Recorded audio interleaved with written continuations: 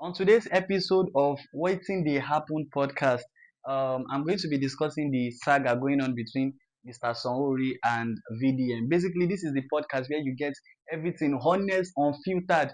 I'm not trying to sell you anything. I'm not trying to push any propaganda. You are going to get the news as it is and the gist as it is and whatever it is as it is. No filter, no support for anyone. Just basically the facts on ground.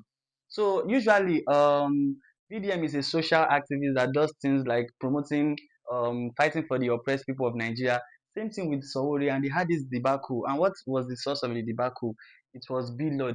According to Sowore, VDM is oppressing BLord by arresting him because of what he did to VDM. And what did BLord do to VDM? VDM claimed BLord used his picture to do an advertisement without his consent.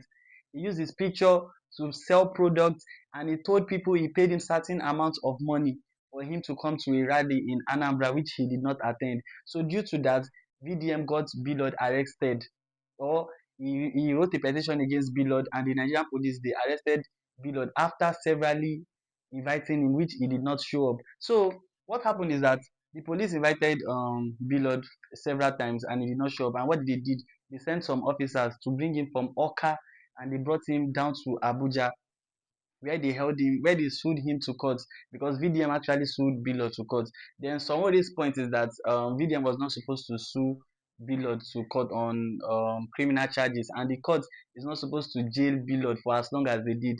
But the thing is that it was not VDM's fault that they jailed BLord for as long as they did, because according to the court, they invited Billard several times and he did not show up, and that was why they did not grant him bail during the first hearing.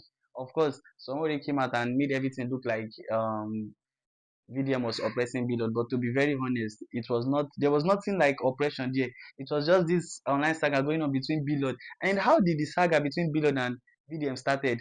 Basically, it started from other stuff, but the one that I know of is that there was one time Billard made a post for VDM calling his mother names, called VDM all sort of names, and they started having this back forth. You understand? Then Billard was always pointing to VDM that VDM said he does not sue.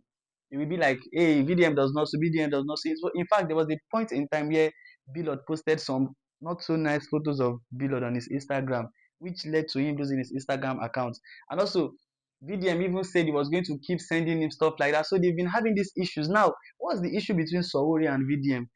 Sowore basically owns this magazine, or should I call it a news outlet called Saharan Reporters, and they've ran several campaigns against VDM. When VDM initially started coming up, they claimed it was a political tool, it was this, it was that. They said a lot of stuff against VDM, and VDM brought all of these evidences in one of his stuff where he was talking about Sonwori. So him and Sonwori, they've been having this backwards. To be honest, it was Sonwori always going after him, or should I say, it was Sahara reporter going after him, because Sonwori personally has never really made um anything like say anything against VDM. Now we can argue that it is not somebody that is personally going after VDM, because the fact that you own a news organization does not necessarily mean you will be able to moderate everything the news organization says. I think you'll be able to moderate to a large extent, but you know, you understand, you can't really moderate everything. So that's not very fair to say Sowore is after, you understand, but